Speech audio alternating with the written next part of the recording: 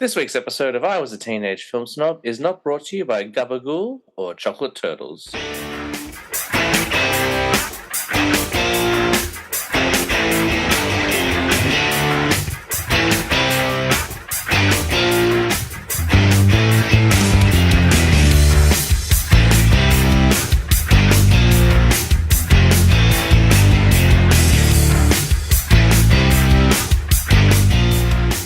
Welcome to I Was a Teenage Film Snob. I'm James Chalmers, your friendly neighborhood film snob. And this week, guys, I've got a really good episode for you.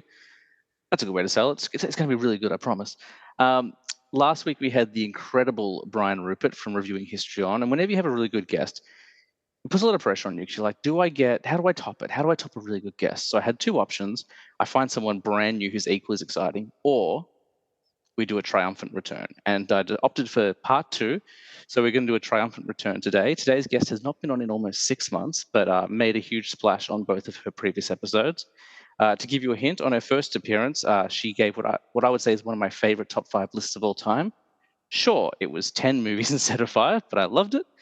And then the second time she came on, she just talked about things that made her feel really uncomfortable. So please welcome back my BFF, the best from the West, Samantha the Party McHardy. Welcome back, Samantha.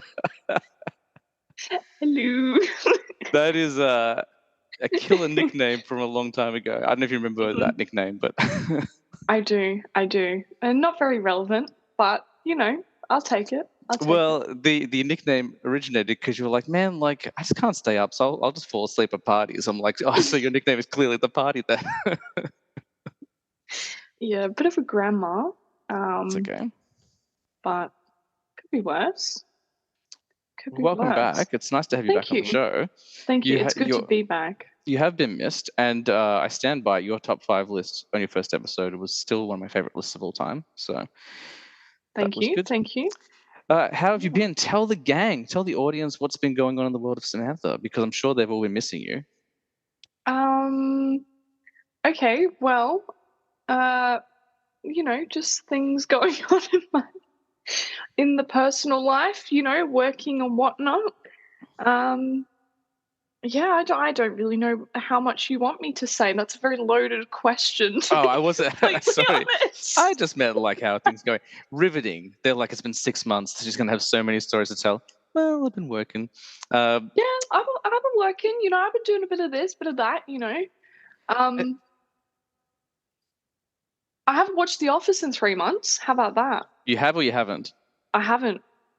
Interesting, and I'll explain why shortly. First time in like 3 years, I had to stop watching it. So you do need a break. Like I when I first started watching The Office, I think I watched it back to back a number of times. And when I first started watching it, season 9 hadn't started, so I watched all the way up to season 8, and then I rewatched it. Then I watched season 9, and I think by the 4th or 5th rewatch, I was like, okay, I need a break for like a few months, and then I'll go back to it. I'm sure that the audience is a little bit suspicious because the last time you were on, like, I was making all these bold statements like, Samantha's coming back regularly. We're planning all these spin-offs. We're going to be creating so much content. I talk to her all the time. And then 6 months went by. Yeah. You know me, it takes me 3 to 5 business months to respond. Well, without going into too information, a lot did change, like at work for us. Like when the last time you were on, you and I were in the same role. Like we were both managers, so we were able to see each other pretty regularly. And then some things changed. I won't go into the details. Everything was like above board. Like you made changes to your role for the benefit of you. I've made changes to my role since then as well. But it just meant we didn't cross paths at all for quite a while. And being that we live on opposite sides of the country, it was very difficult for us to create a podcast empire. But you are back, which is very exciting. Hell yeah. That was like a very holy response to something Michael would say, like, hell yeah. Hell yeah. Have you been watching anything, Samantha? What's the last thing you've been watching? You've been watching some movies? I have gone onto this really weird phase. So I feel like when I was younger, I don't feel like when I was younger, but when I was younger. She says this being the youngest guest who's ever been on the podcast. Listen, I'm probably about 85 at heart, so. I'm here for it. My octogenarian best friend. Oh dear. Yeah, when I was younger, I used to watch, and I mean like young, right? Like 19. No, I mean okay, come on, that's unfair. That was 2 years ago for Samantha, for those playing at home. Almost 3 again, almost 22. I used to watch a lot of YouTube, just like you. I feel like my generation very much went through a YouTube phase, right? Then 100%, yeah. then I would watch Netflix, and I just watch some of my favorite movies, like Step Brothers and White Chicks and all of that. They're all my favorite movies. Mm. And then COVID hit, obviously. That's when I started really getting into TV and I movies remember and you told whatnot. a wonderful story in your first episode, how you would stay up until 2 a.m. watching The Office on Stan, because you're like, there is no tomorrow, so let's just devour this content. Exactly, and that's how it all really started. But the point of this long little conversation, not really a statement, but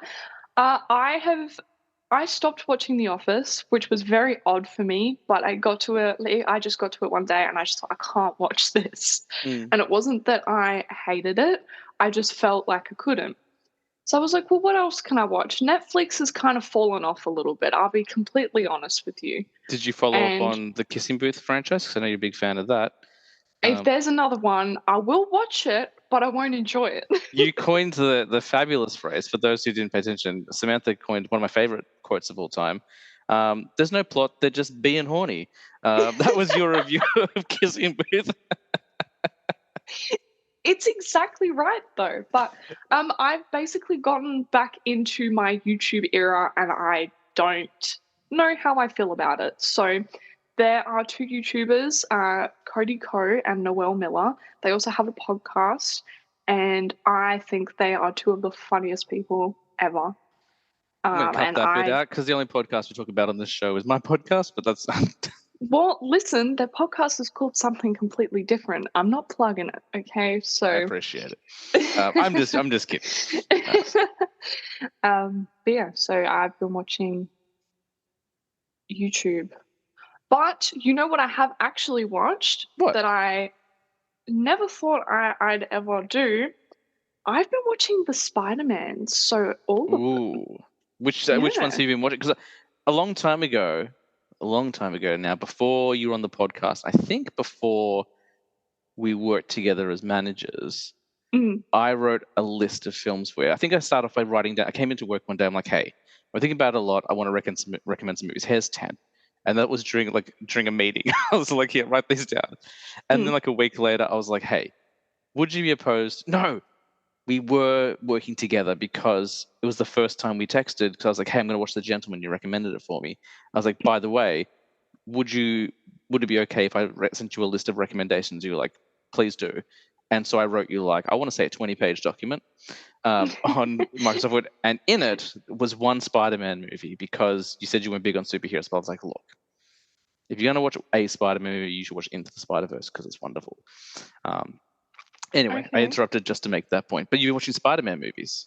Yeah. I could not name which ones, what they're called. I can't name them. I bet you I can, based on the description. So what was the plot of them? Okay, so I saw I believe it's the latest Spider-Man in the cinemas, and I really enjoyed it. And it's where Andrew Garfield, Tobey Maguire, and Tom Holland are working together. It's loved it. Brilliant. Makes me cry every time. I know, absolute brilliant movie. And I watched it last weekend, and then I thought, you know what? Maybe I'm ready to watch the rest of them, because I don't know why. Maybe there's something wrong with me, but with superhero movies, I really just I cannot. It's just I don't think it's ever been for me. I've never really tried watching them. Once I say I'm not going to watch something, usually I don't watch it. So I remember this person. This person was me when I was a teenager. He was a real film snob. Yeah, that's a very subtle reference and joke. I think the Spider-Man movies are a great entry point for anyone who's thinking about comic book films, because they're really fun. Mm. They're aimed, like, they're not meant to be too serious. They do have dark moments, even like No Way Home has some really dark moments, but like they're really fun. They're all about kind of like, this is what being a superhero should be about, like just this enthusiastic kid just trying to do better in the world, and like he's not cool enough to get the girl, but he does get the girl, and like, I don't know, like I think they're really, really well done. I don't think there's a bad Spider-Man movie out there. People will disagree with me, and that's fine, but I think they're all Yeah. pretty good. But Into the Spider-Verse is an animated one that came out a couple of years ago. They just did the sequel this year, but that first one is so wonderful. Like, I think it's my daughter's favorite movie. Like, we've watched a bunch of times this year. So Yeah. Amazing. yeah.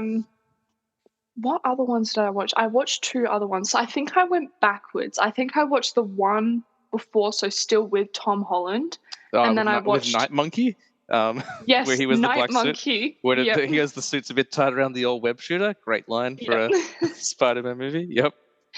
And then I watched the one before that as well. So Homecoming, was that Homecoming? It was the where he Vulture. sort of like became Spider-Man, Mm-hmm. if that makes sense, but they don't include it, which honestly, I was quite offended. I wanted to watch them all because I wanted to see him getting bit by the spider and becoming Spider-Man, and then I also wanted to see him getting MJ, and they decided to wonderfully leave both of those parts out of that part of the movie. Those are two things have been divisive. So yeah, he doesn't get bit by the spider in these because there have been so many Spider-Man movies where he does get bit by the spider. So like, look, we don't need to go over it again.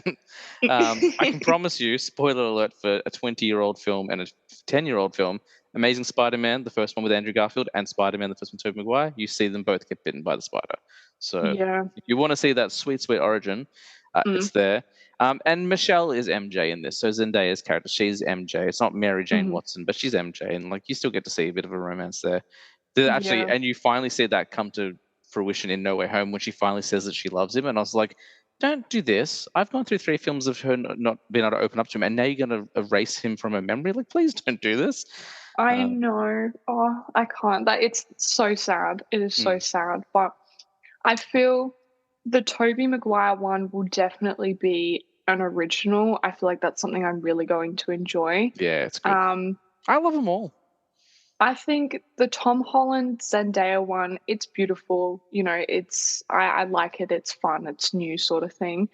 The Andrew Garfield one, honestly, I just think he's a beautiful human being. So that's why I want to watch it. That was my only criticism. Like, when I went and saw the first one, I was like, I really liked that. I liked both of them. The second one gets a lot of criticism. It has been redeemed a bit by No Way Home. People are like, oh, it's actually not that bad now that No Way Home came out. Like, no, it was always good. You guys are just jerks. My only problem with the Andrew Garfield one is like, he's too hot to be Spider-Man. Like, Peter Parker's meant to You be a dweeb. think? Like, Andrew Garfield's very attractive. But I mean, you said it. He is. he's a babe. They're all I babes, you know, like in their own way. They've all got their charm. I don't know. I feel like Tobey Maguire, if you put on glasses, he would give off like a little bit of a nerdy vibe. But Yeah, I don't know. I don't think Tom Holland does. I think he gives off like not insecure, but very timid sort of thing. But they all he's do. Yeah, beautiful. they They're all all do different beautiful. versions, but like I like all Mm, of them. I've mm, always liked all of them. So, yeah. oh well, look at you, man. No, That's very exciting for me. I Uh, know. I and actually like, watch new things. yeah, but also like for me, I'm like, man, like what I would give to be able to watch any one of those Spider-Man movies for the first time again, because every single time I was just like, how is this possible that it's still so good? Um, Yeah. Nice one. The other Yeah. superhero film you might enjoy is Logan, which I put on your list as well, because it's a lot more grounded. So it's an Mhm. X-Men film, but it's like, and yes, there are mutant powers and stuff like that, but it's not silly. It's very much like a Western, or if you've watched The Last of Us, which I actually just finished watching this afternoon, brilliant TV Mhm. show. It's very much like a father and daughter story, and about like, you know, Wolverine's last adventure. Mm. Very, very cool. So you might dig that. Mm. Potentially. You're like, shut up. Just let No. me enjoy Spider-Man, and I don't want to worry about any other costumes. Fair enough. Yeah. I watched the new Batman, the newest one. I saw that in the cinema as well. With our hats, Rob Pattinson. Yes. Yeah, sorry, I was What's her using the name? Zoe Zoe Kravitz. Kravitz. Yeah, I went as her for Halloween actually, as Catwoman a couple years back This as well. past a couple of years ago. Yeah.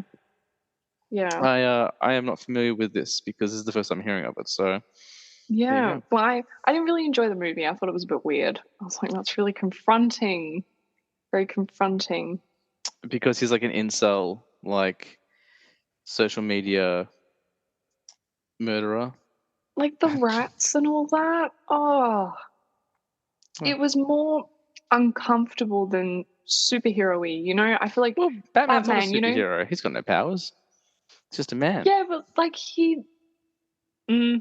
yeah. Maybe not for me then. I don't know. I really like Undecided. I really like the Batman. But it's long but it's meant to be like the director was like, I'm gonna make like a psychopath serial killer version of the Riddler. I'm gonna do like 7, but for a Batman movie. And look, if that's what he was hoping to do, well done. He achieved it. Yeah. I do like it a lot, but I can understand why you feel uncomfortable because it is pretty unsettling. Yeah. Although Colin Farrell as the Penguin, excellent. Doesn't even look like him. It's Huh? I'm like, Colin Farrell, the Irish actor from yeah. he plays the Penguin. That's him. Who's the Penguin again? He's the mob boss who works in the club. I can't stop thinking of one of those penguins. Is it from Madagascar? Or something, or like Surf's Up? When you said the Penguin, I was like, are we talking about the same movie? Yeah, there's a oh yeah, like I like you, but you really like have no exposure to comic book movies at all. I feel like I'm talking a different language to you. But the Penguin, man, he's been around for 70 years. What? A real penguin? No. Yeah, I have no idea. Lost. Sorry about that. I would start my your education of film, but let's be honest, like you don't even finish half the ones you start. Okay. Yeah, shots were fired, bro. That's where we're at. I'll get round to it. It's still on my. It's probably still on my Netflix. Which one? Popstar. Oh, yeah, okay. I wasn't gonna, like. I was just saying in general because I know you didn't finish Beau Was Afraid either. But fair enough. That's a pretty messed up movie. Yeah, I did buy it though, just in case I wanted to watch it when I wanted to watch it. But yeah, just very full on. Not something you really want to be watching after a full week of work on a Friday night. I'm going to call this episode "Samantha is Afraid." It just has no relevance to what we're talking to, but no, it doesn't. So we're doing. Oh, that's so funny. So this week we're doing something different on the show. We're actually breaking format entirely. We're doing something a little bit freestyle. There are no lists, which is pretty rare. We very rarely do an episode without a list. And we're not really going to talk about movies either. I mean, obviously we have talked about movies already and they'll probably pop up throughout the show. We're diving into the world of TV, which is something I never thought we'd do on this podcast, but you really want to talk about something that I really love. And I was like, I think this is a great idea. So today we're going to talk about a show that's very near and dear to both of our hearts, and that is The Office. The US version. Yay! The US version. Not the UK version. I like the UK version as well, but the US version is very, very good. Yeah. I was waiting for you. Oh, sorry. I was waiting for you to like respond, and you're like, you just went quiet. You're like, the US version. No, I had to clarify because the UK version, although I am from the UK, I watched the first 2 episodes, so I really can't judge. But first of all, I felt like it was going to ruin the US version for me. Second of all, I wanted to punch Ricky Gervais Yeah, in the Ricky face. Gervais. I mean, that's the point. Like, David Brent is such an unlikable character, and that's the point. Have you ever seen, though, if you haven't watched it, like, you should look up on YouTube, especially now that you're using YouTube so much, is just look up Ricky Gervais' The Office dance, because there is a scene where he does, like, a dance in The Office, and if you think Michael Scott's boat party dance is insane, like, Ricky Gervais' dance is way better. Like, he's so insane. God. It's really funny. Like, it's worth your time. I have to watch that. I need to note that down. Definitely something I want to be watching. So we're going to talk about The Office today. This is very much a free form show. We haven't really got a plan. I'm sure people are like, don't tell us this. It's already fallen off the rails. Like, just get to the point. You talked about it in your first episode, but when did you first discover The Office, and why The Office? Because for me, I think it is probably easily like my top 5 favorite shows of all time. Probably on the top end of there, and I feel like your sentiment's the same. So when did you discover it, and why is it so important to you? I'm not really too sure why I started watching it, if I can be completely honest. I think I saw some of the scenes on like Instagram or something like that. Mm-hmm. And I thought, this looks funny, I need to watch it. Or maybe it was, I think it might have been my partner who recommended it to me. I'm not really too sure. But basically, I started watching The Office whenever, it wasn't when COVID hit, it was when the lockdown started. Mm. So I was actually in Japan when COVID got big. So I didn't know that, I don't think. Yeah, I was in Japan and they'd announced it and everyone was freaking out. It's Announced quite it funny. coming soon. Like the worst thing to happen to humanity in at least a couple of years. Yep. Yeah, so I came home and then we found out that it had come to, I think, Australia, WA, something like that. Honestly, it was so long ago. I started watching The Office because, of course, I couldn't go to work at that time. And I'm pretty sure I actually quit my job as well because I was like, well, this is just pointless. And I didn't really like that job anyway. So I was just at home all the time, wasn't able to go out and do anything. And of course, you know, I was just, I can't really describe it. I was doing absolutely nothing. So I dug out all of the old puzzles in my house and I started doing them on my bed while I would watch The Office. And I think I got up to season, I don't know what season it is, 6 or something like that. Is it season 6? Maybe not season 6. I'm not sure what's in your mind, so Sorry, my brain is buffering. Where Michael leaves, I got up to just that's before. season 7, I think. Yeah, I thought it was later, but I'm looking at them now and Andy's face is on. Oh no. I think it's like the middle of season 7. Because season 7 opens with Yeah. no, and that's Michael with the little dove. Yeah. I may have watched this show once or twice. So yeah, he's there for like the first half, I think, or like the first 3 quarters, and then him and Holly leave, and then your mate Will Ferrell shows up. Yeah. I got bored of it, to be completely honest, and then lockdown was over and I was like, I'm done with this. Next. But I would watch it episode after episode. I would stay up until about 3 a.m. watching it every single night, doing these puzzles. My life was insane. I mean, that sounds amazing. That sounds like a dream life, because yeah, I'm the only person I know who had to work during COVID.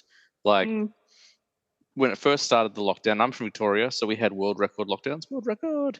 And when I was working, originally I was working in a pharmacy. So guess which places were still open during the lockdown? Pharmacies. And then once Zoe was born, I was like, this seems really unsafe. So I'm going to look for something work from home, something a little bit safer. And then I got the job that I have now.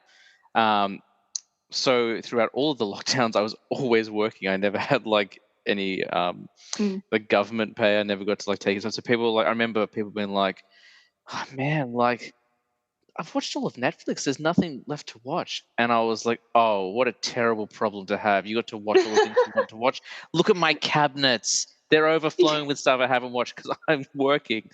But the lockdown was really important for me because that's where I abandoned my snobby ways. Like the lockdown kind of put things in perspective, and I became the super fan that I am now, and just like try to embrace and be positive about Nice. all movies and TV. So, and my daughter was Nice. born. That was good as well.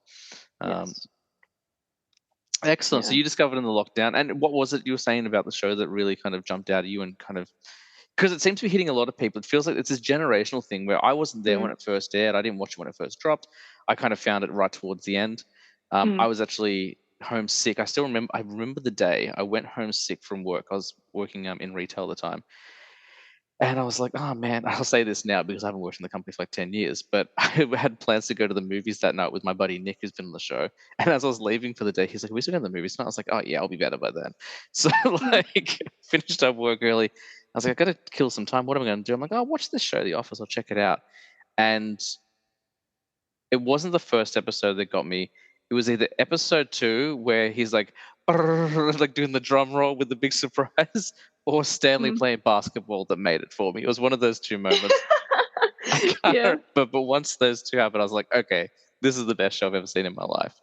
But Yeah. then, like every 10 years, like people seem to find it. Like, so people found it when it first dropped, and then 10 years later, I found it, and then like during the lockdown, a whole new generation of people found it as well. Like, and like now it's the number one most streamed show of all time, or something like that. So, uh, Yeah. Yeah. how I original of us to be just talking about it. Yeah, I don't know how I found it. I don't know what it was about it that I liked. I honestly think it was just something that played. It was long, and it was something that played over and over and over, and every 20 to 30 minutes I would hear duh, duh, dun-dun-dun-dun. And yeah, I think that's, I don't know. I really don't know. I'm sorry that's not a great answer, but Hey, don't yeah. apologize to me. Apologize to the listeners. That's fine. I hold it very close to my heart now because I have the worst memory, and it is beautiful seasons long. So the next time that I watched it and I was able to get through the full thing, I thought this is the greatest TV show I have ever watched. Those last 2 seasons just absolutely hooked me and sealed the deal for me. And once I Interesting. finished, once I finish the last episode on season 9, I can go back to watching the first episode, and I it's like I'm watching it for the first time again. It is absolutely beautiful. It's something easy to watch. It makes me Mm, laugh. I could just watch it over and over and over again. There is nothing that I hate about that TV show. mm. I And agree. Sorry, go on. sorry, the first time I stopped watching it was because I hated Michael so much. I thought, I Yeah. hate him. I hate him. I have to stop watching this. If there's another 2 seasons of this man, I can't do it. And then I found out he left, and I was like, wow, okay, great. So do you not like Michael's obviously, like, he's an unlikable character, he'd be the worst boss ever, but do you not like Michael Scott at all? Or are you kinda like, "Okay, I now do like Mm-mm. him." Oh, I you don't? loved him. I loved him. I love him now. I Okay. love him now, especially after seeing those last 2 seasons. I know he wasn't in it, but just seeing how much they sort of missed him, and Mm, him leaving and him finding Holly, and it was almost like he matured and got what he'd always wanted. And then mm. Angela and Dwight's wedding, where he's like, it's like my kids all grew up and married each other. You said something really interesting. You said the season 8 and 9 sealed it for you. Now, I also really love season 8 and Mm, 9, and one thing we've bonded over is in terms of the show, we actually both have very similar opinions on certain seasons, certain characters. Because I know a mhm. lot of people feel like the show lost its way season 8 and season 9 after Michael left, but I really enjoy them as well. And you also said as soon as it's done, you go back to season 1. How often do you watch season 1? Because I feel like that's the only one that I will skip on the regular. I'll often just start with season 2. Or are you I always season 1? I can relate to that, but I definitely feel like every once in a while I will go back to season 1 Mm. and I'll watch it, and I just look at Michael's hairline and I think, Yes. "What happened?" Like, I don't know, I like seeing young Jim, and it makes me, I don't know, like young Jim and young Pam and whatnot, seeing Mm. Roy just be a complete dick to her. But I don't know.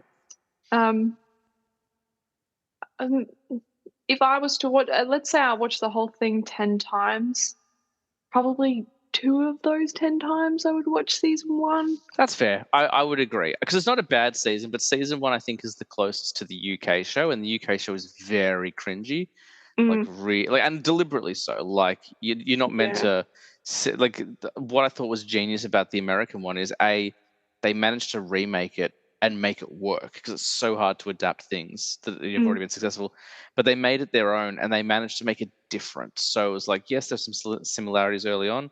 There's a really great clip of Ricky Gervais on Saturday Night Live where he's like, the American Office, they took it and reinvented it. They took the main character, Tim, and called him Jim. Like, just little jokes like that. So, but they really did, like, make it different, and, like, they made it, I think, more palatable. I think the American Office is very cringy and, like, can get uncomfortable, but it's always a crowd pleaser. I think it's very hard not to enjoy that show.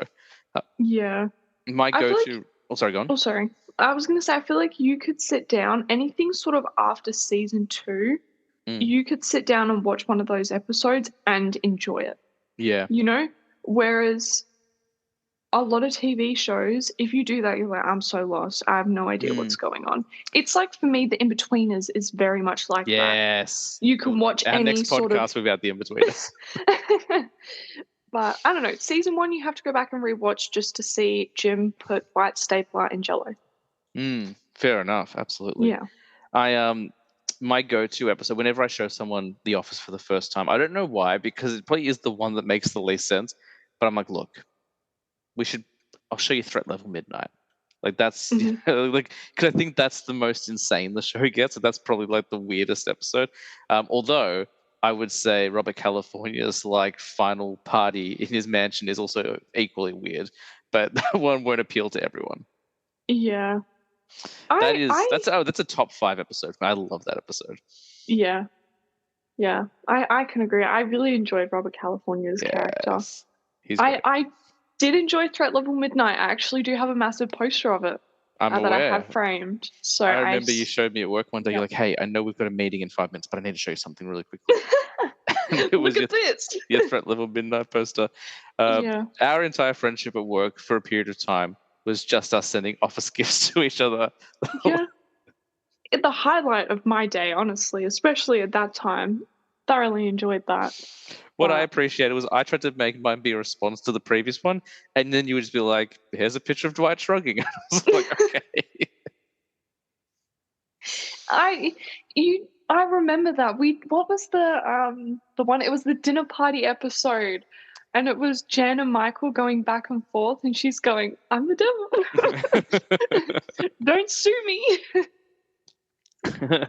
Don't sue her. She will sue you. That's another top 5 episode for me as well, is Dinner Party. That's my all-time favorite. It is your all-time favorite. Do you know what's funny is before I was like, I'm going to say we should say our favorite episode at the same time. 1, 2, 3, go. And I thought we were going to say Dinner Party because Dinner Party is also my favorite episode. So. Really? It's so good. I feel like it is. Like, I just don't think anything comes close to it. Like, it's so good. Do you remember the time at work when we were singing The Hunted and we were just singing? Like, and it's Andy's little... we were working on a project and we were so delirious because we've been looking at the screen for like 6 hours. And then I just start singing, you took me by the hand. So good. What am I supposed to do with this? Oh dear.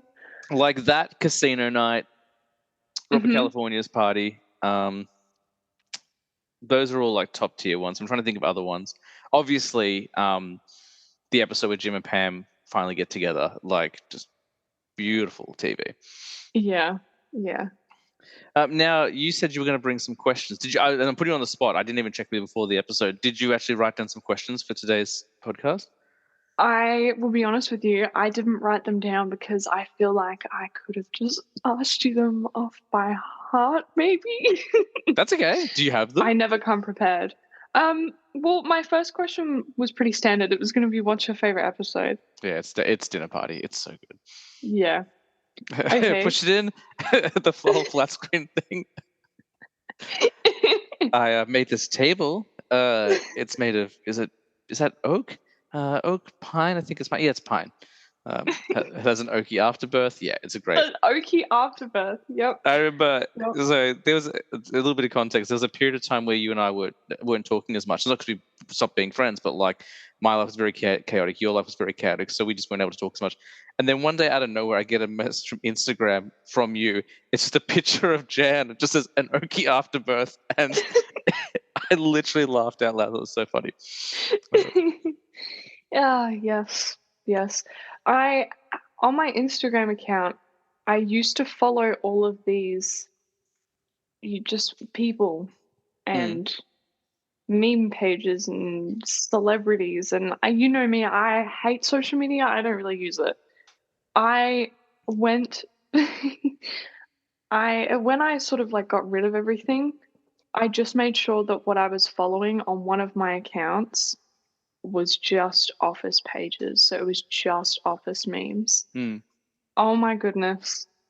I'm so disappointed. I forgot the password to that account. I do send you lots of office gifts and stuff though on Instagram. So I sent you something the other day, and you're like, "I've never seen this before." I was like, "Me either." And it was like a deleted scene from Dinner Party. So yeah. I thoroughly enjoy those, all the deleted scenes. All the bloopers as well.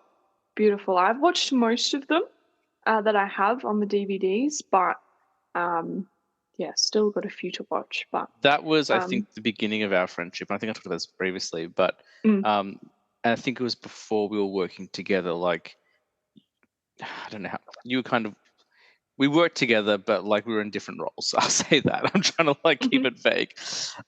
But I was talking to you one day. We had a meeting, and you're like, "Hey, I know we've got work stuff to talk about, but I just need to let you know I went and bought DVDs on the weekend," which of course caught my attention straight away. I was like, "Yes, thank you, physical media forever." And you're like, "Because I had to get this," and you pulled out the Office box set, and I was like, "Yes, so good." And I'm like, "Did you get it for that?" And we both said special features, and I was like, "Yes, she's a nerd." Yes.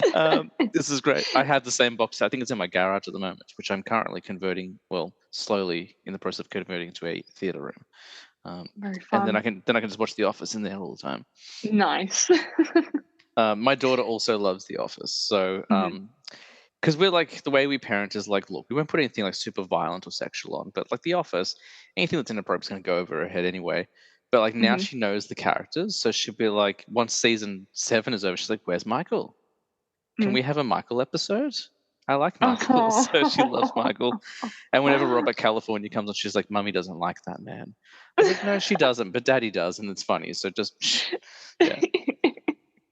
Oh dear, yes. What other questions do you have for me about The Office? Okay. All right. This is a little bit of a weird question, I guess. Have you ever watched The Office and looked at a character and gone, "That's me"? If so, who? I do, because I actually wrote down the questions. I was going to ask you which character you think is most you, and then we could. Oh no! I just realized I just set myself up for that's what she said. I was like, we could do that, and then we could do each other, and I'm like, that's amazing. So obviously, I want to look at The Office and be like, "Oh, Jim." No, I am very easily. There's two, but I'm definitely Andy, 100%. Like, okay. I'm like the loud dorky guy who like thinks he's funnier and like sings a lot and like reminds people of Easter. So I think I'm Andy, but I also think I'm a lot like Plop as well from season 9. So Plop? New Jim. Nice. Yeah. I think those are the two that I am most like. I think. Okay. Interesting. Interesting. Because Pete's kind of like, he's like a film guy, like he likes movies and stuff. He's not the most loud person. Like, and I know people listen to the show, like, "Yeah, but you're very loud, James." It's like, yeah, that's why I chose Andy. But also like he's kind of introspective and stuff. I think I get like that. So I'm taking this question very seriously. I would say like there are elements of Andy and Plop, that's another good name for the episode. But there are elements. who do you think you're most like in The Office? I don't know. I feel like lots of different sort of Meredith. Okay. No, I'm just kidding. maybe no, I can't My say that. treasures. These are my valuables. That's my I'm gonna favorite sell them on Meredith one. eBay.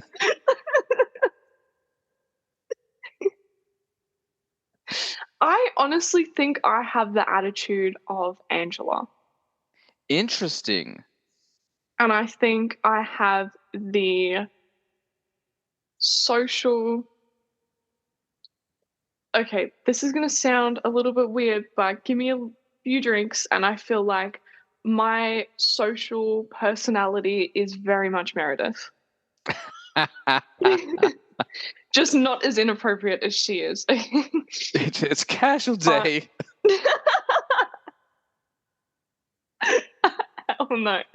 Hell no. So, as you can see, like we both, like clearly, like we both watch a lot of Office. Like I've got a quote for everything you're saying, and you get every quote I'm referencing. Yeah. I don't know. I don't think. I really don't. I don't know. I really don't think of anything like Pam, to be completely honest with you. Interesting, because my choice for you was Pam, and I was like, I know it's a boring Ah. answer. I know it's like, oh, like okay, so look the main character, like look a little bit deeper. I did, and the reason I think you like Pam is that I think that just like Pam, based on my knowledge of you, and we won't get into too much personal stuff, I think you're often easily underestimated. And I think you present yourself kind of quiet and you don't just go out making like loud statements, but like when you say things, like you have important things to say. Um, and I think you're like the Bart Simpson of Scranton. Actually, that's not true. Thank The you. last one's not Thank true. you. No, I think so. Yeah, I was thinking because we've been talking about doing this episode for about 6 months, so I've had a lot of time to think and more. I think Samantha is. I'm gonna start calling her Pamantha because I think she's a lot like Pam. Honestly, that's what PJ. It's Pam. Pam Jamant. Trying to make this I work. never said PJ on the podcast before, but there we go. Yeah, well, there's another little thing. Me, yeah, There we go. showing up to work in my pajamas. I told Um, Zoe, I'm like, Daddy's friend's name is PJ. I was like, do you know why? She goes, why? I'm like, because she wore her pajamas to work. She goes, that's funny. So that yeah, was the well, extent of that conversation. you thought it was a floral T-shirt. You were like, "Oh, that's a nice floral shirt," and I was like, "Oh, Hey, you said idiot, it's something even like." pajamas.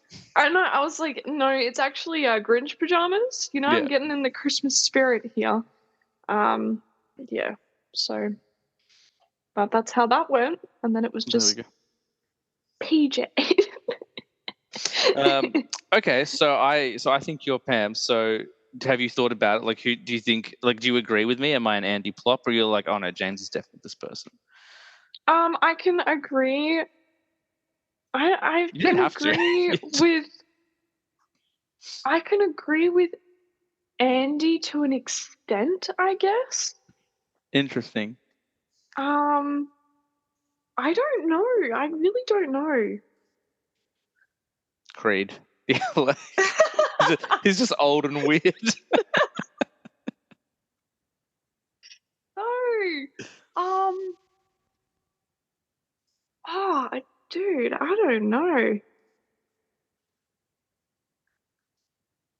It's like one of Dwight's weird friends who will apply for the manager role.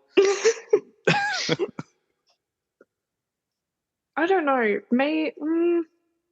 See, I'm really not good at this. I'm really not good at this. All I've said this episode is, I don't know. And just taking up time. I can agree with Andy to a certain extent. Honestly, Plop? What sort of part of Plop, though? His name's Pete, and we just like, keep going. It's technically Plop. Like they said, we owe it to Andy. Yeah. We owe that much to him. Yeah. I think it was more just kind of like the chill, relaxed, like. I think I'm very like I think I don't think like I'm like there's not 100. I don't think there's any person I'm 100% identified with. I'm like, oh, I'm 100% that person. But I think there are elements of Pete. Like he's a bit more chill. He doesn't like to get involved in drama and stuff like that. He likes watching Die Hard. he likes looking after his friends, and he's not a complete jerk. And I'm like, I don't think I'm a complete jerk, and I think I like looking after my friends. So I'll take Yeah, the. I think the nice, respectable side of Pete, he's a very calming presence to the office Oh, I'll take that. That's a good one. sort of thing. Especially, yeah, the movies, I can get that. What about I forgot his name. How have I forgotten his name? Michael's nephew. He No, likes. that how dare you? How dare you? My favorite movies are Citizen Kane and The Boondock Saints. Like, perfect choice for an absolute film nerd, because like everyone in film is like, oh, Citizen Kane is the best film of all time. And it's a very good film, but I wouldn't even say it's the best film of its era. Controversial, I know. Please write 1-star reviews, because no one's writing any other reviews, so I'll take the hate. Um, yeah, I can't remember his name either. It's complicated, Joe. I'm in love with him. Oh no, how long has this been going on? What? No, he's my nephew. Good old Joe Bennett. I'll take that. I won't. I won't take it. I won't take Michael's nephew, but I'll take the agreement with Plop. That's a good question. Not just because I had it as well. I like that question. What other questions do you have stored away in the Rolodex of your mind? Okay. What is an episode of The Office that you have watched and you think this one's really sort of letting the whole Oh, what a great everything question. down. I do not like chair model. Chair model? Yeah. I can relate to that. I skip it all the time, and not funny. I just think there's like nothing. Like maybe the funniest bit is them trying to remember the words to American Pie while they dance on her grave. Like, that's pretty funny. Yeah. But the rest of it, like, it doesn't, like, chair model's not one, and also I'm not big on Did I Stutter. I would say those two are the ones I don't care about that much. Really? You didn't like Did I Stutter? No, I don't mind it. And to be fair, like, when I say I don't like it, it's a family decision to skip that one. That gets skipped a lot, so I haven't watched it in a while. So I think I automatically assume I don't like it because I haven't seen it in ages. But definitely chair model to me is probably maybe the weakest episode I can think of off the top of my head. I'm sure there's other ones, but chair model I dig. What about you?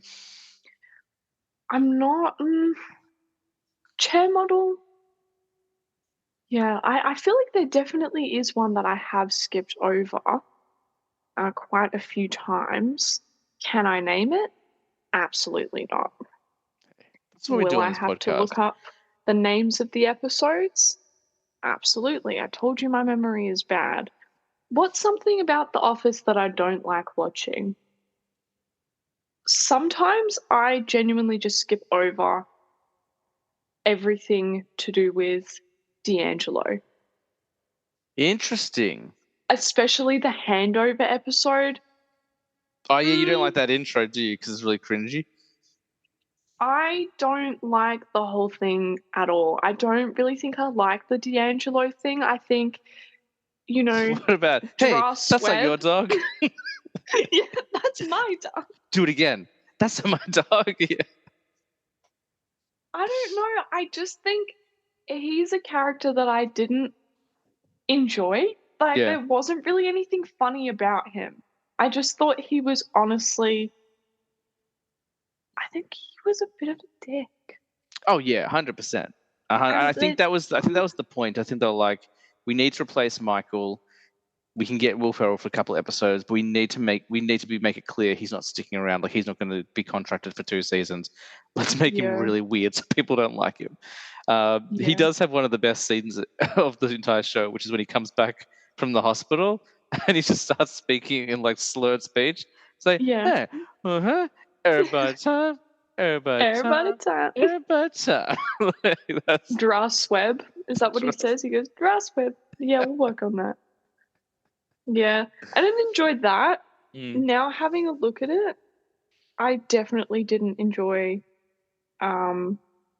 Secretary's Day. I thought that was really uncomfortable to watch. Oh, I don't mind Secretary's Day. It is uncomfortable to watch for sure. Like, it's definitely a difficult one, but I do like that episode because I love that it sets up the Michael Aaron relationship.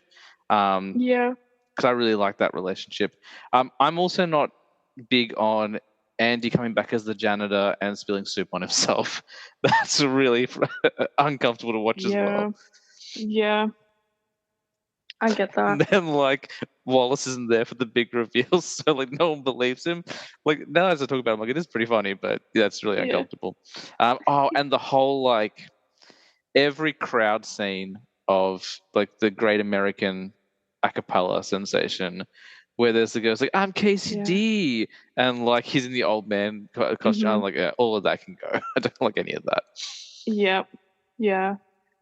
There's a few parts of it that I can watch back and just go, you know, a few episodes of The Office. I feel like maybe one every season where I'm like, nah, I'm not gonna watch that. I'll definitely skip over it. I feel like I really do have to enjoy it to be able to watch it, but I know that sounds silly, but I don't know. I don't know. Interesting. It's I hear you though. quite a Like few. it's certainly not a perfect show. Like I think perfection Mm, is very difficult to achieve. Like to get like, especially as long running as it is. Like it's 9 seasons long. Almost every season is 20 plus episodes, except for the one season during the strike. So to get that mm, consistent quality, I'll take a couple of duds. Like it's fine. Like most of the episodes are pretty good. Um, yeah. I got some questions. These are some more basic ones, but I feel like they're definitely like appropriate for the show. Um, so just starting with like your favorite character, who is like who is your favorite favorite main character and then favorite side character?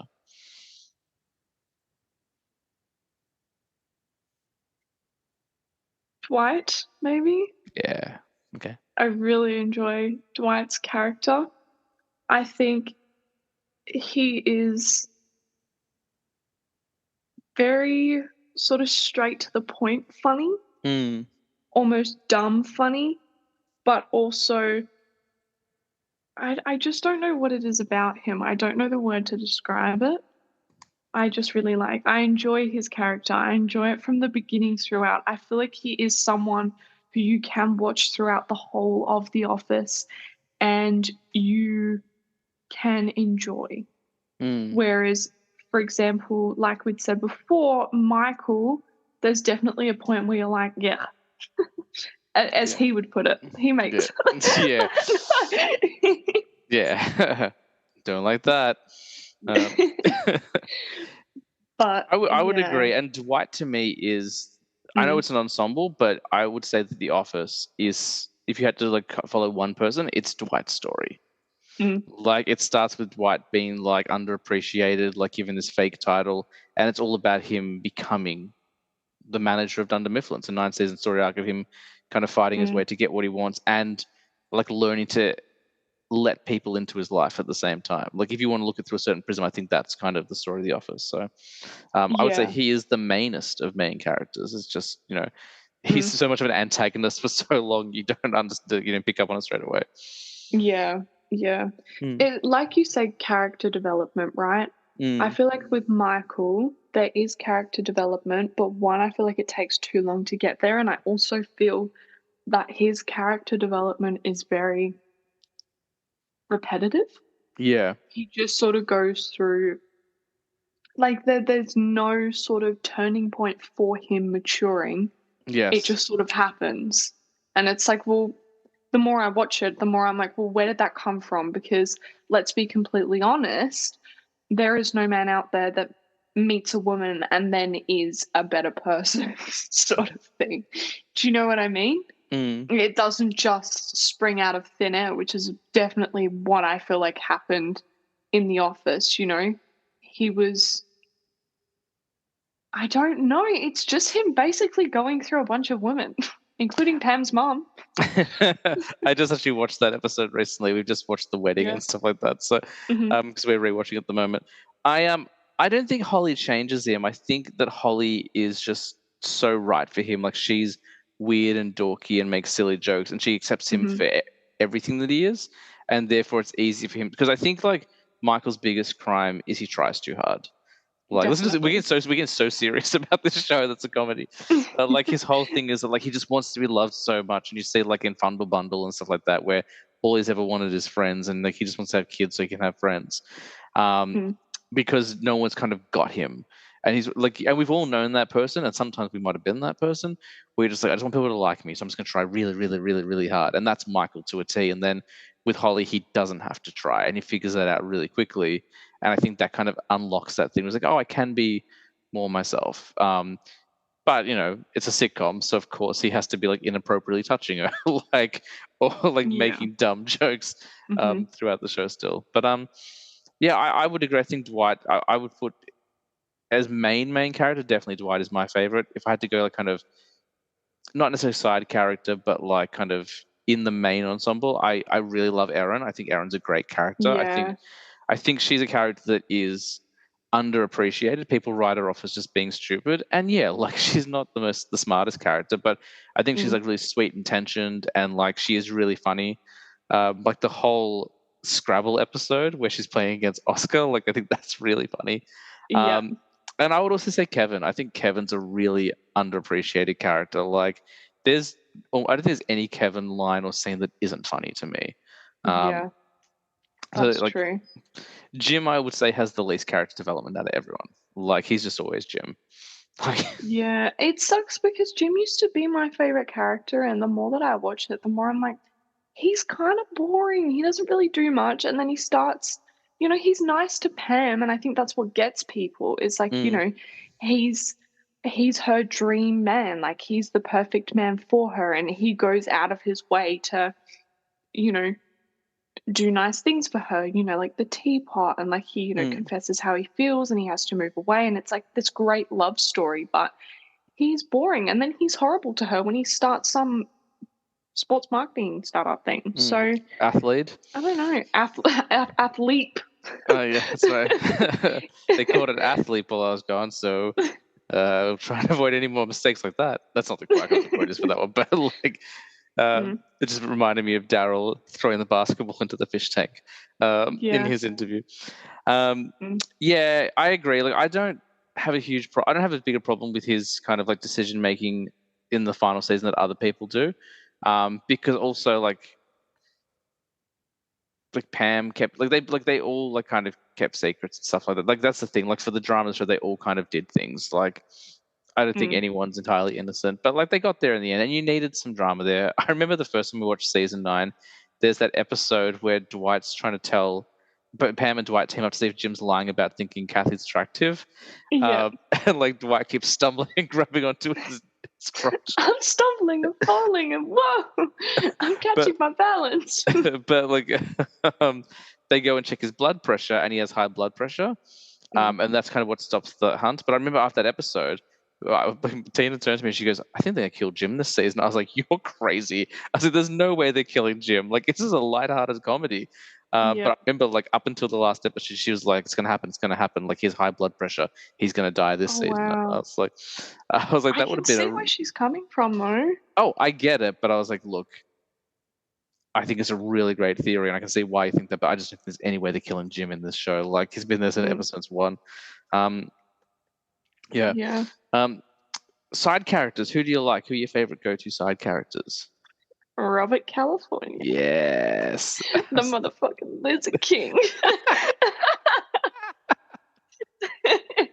I really enjoy his character. I think Yes. he is so I think he's so strange, and he talks in such almost like ah I'm trying to think of the word. He talks in a very intelligent manner. He's almost philosophical almost. Is that a Mm. word?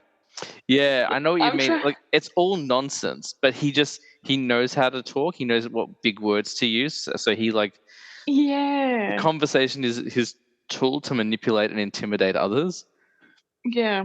Mm. Yeah. I Um, I yeah, I definitely think that he has to be my favorite sort of character. Like I said, D'Angelo, Joe Bennett, you know, David Wallace, he is an exact representation of how frustrated I can get in an office environment. What a mess! What a mess! So good. That is not David Wallace. That is some weird monster. Oh dear. I 100% agree with Robert California. He's so funny to me. Just like I think about like Andy's like garden party. Do you want the marmalade or the basil plants? Oh, either basil plant's good. Sounds like you really want the marmalade, and then he shows up with the basil plant, or vice versa. I'm pretty sure he said basil plant. Oh, so funny. Yeah, he's great. Sorry. No, go. I was gonna say I love his final episode when David Wallace buys the company, and he just turns to David Wallace and he goes, what does David Wallace say? He goes, "Oh, I am buying, out. Saber's going to be liquidated. I'm buying out Dunder Mifflin. We're just going to be Dunder Mifflin again." And he comes out and he goes, "I would hate to be in a CEO's position right now," or something like that. And everyone's like Bob Kazmarek is like, "I'm going to help fund like what is it, like ballerinas or something, or like gymnasts. I need to go to Europe." It was European like college students or something, just borderline very creepy. Yeah, it was like teenage college gymnast or something. Yeah, gymnast. That's what it was. Oh dear. I love I love his whole like the Halloween thing where he's trying to find out what scares people so he can tell that stupid story at the end. Yeah. It's like for they were mummies.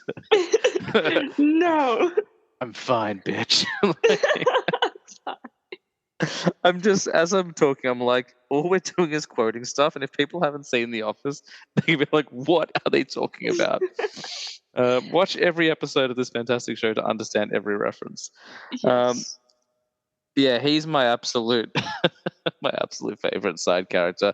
No one comes close. Like I'm trying to think looking back, like I didn't really care for the girl that Jim dated before Pam. Karen? Not Karen. No, I like Karen. No, the girl before that, the Amy Adams character, the bag lady. Oh yeah. Yeah. I like. Who was it? I was just thinking of it now. I've forgotten. Oh, that's no good. I can't remember. I actually really like Kathy. I think Kathy is underappreciated. I think. Oh, look at that. No. You just turned a lamp on underneath your face as well, so you've got a real like moody Halloween shadow going on. I don't like what she does, like, but at the same time, like everyone got so defensive, but like, oh, she's trying to break up Jim and Pam. Jim broke up Pam and Roy. Like, she's just doing the thing we saw Jim do 6 seasons earlier. Like, you all need to chill. Yeah, but we know that Roy was an asshole. So we know that Jim and Pam were meant to be together. It's the thing that gets me, and this actually leads into a question that I have for you as well. So please interrupt me if I'm taking over. No, not at all. This is good. The thing that I hated was that she was coming in to try and sleep with Jim and take over Jim and Pam sort of thing. She wanted to be the new Pam. There was no good intentions there. She was just not a great character. And the thing I also didn't enjoy about her character was not just that she came in to sort of, take Jim away, but also that as soon as she was unsuccessful and Jim sort of stood his ground, they made her so dumb. That Saber opening, when I was just thinking like, about like, I always get in trouble around bloggers. Like that exactly. That was so not on brand for her. That was really just not on brand. She was so intelligent, she was such a normal character at the beginning in the office, in the actual office, in the office, if that makes sense. But now, after, she's tried to break up Jim, it's like her true colors have shown, but she also just sort of changed completely. And I thought, that's so strange. You reminded me of a couple of things when you're talking about it. The first is Stanley keeping a pizza in his pyramid bag, which is great. Yep. Just that. but also the whole scene where she's trying to like kind of seduce Jim, and then Dwight comes in and it's just like messing everything up is genius. But one of my favorite lines from that whole story arc is when Erin has to like escort the old people away, and at one point the old woman's like, "You didn't have a boyfriend with those bazongas?" Like, yeah. clearly, I love like an old person making a boob joke. If you don't believe me, listen to the last episode my dad was on, because he makes a bunch of them. But you were leading to a question. I'm so sorry. Yes. What is okay? Who? What? Okay, hang on. Compose yourself. Take your time. This is I know. serious. I need to compose myself. Okay. What character did you absolutely hate? You just thought, because I've spoken a lot about characters that I didn't hate. What was one character where you just thought, I cannot stand seeing this person? Yeah, good one. There are a couple. I can't stand the mum of the girl who punches Andy. The one who, like, Yeah. Oh, Tiffany's going to college. Shut yeah, up. my friend buys your paper. You all do good work here. What are you talking about? What a dumb thing to say. Shut up. So I don't like her. That's Tig Notaro, who's a wonderful comedian, and she's done a lot of great things, but that character sucks. Who else don't I like? Oh, the guy who like all the ones I like are like really bit characters. So the guy who Jim was friends with in primary school, but then like Jim said he was too smart to be his friend, and that guy held on to that grudge for like 30 years. I was like, that guy's the worst. Yeah. Um, who else? I wish I'm trying to think of like a bigger character, like a meteor role, but I don't know if there are.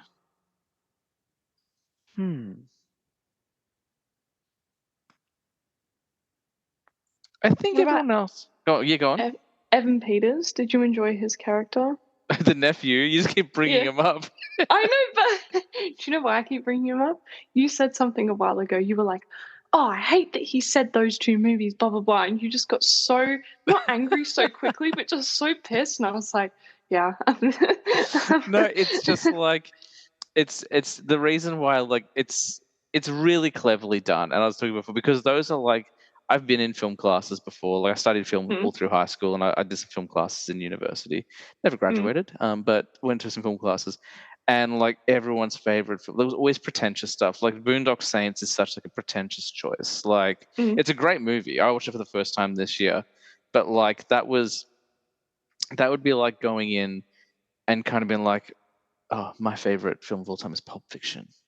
It's like, oh, okay, so Yeah, like, it's just like the one, like it's a film that like people haven't really heard of it or seen much, so it's edgy. Like it's the edgy choice. And Citizen Kane is like a revered classic, but like it's always in the top 5 of everyone's film list. Whenever you go to like film societies, like how they rank it, it's always there.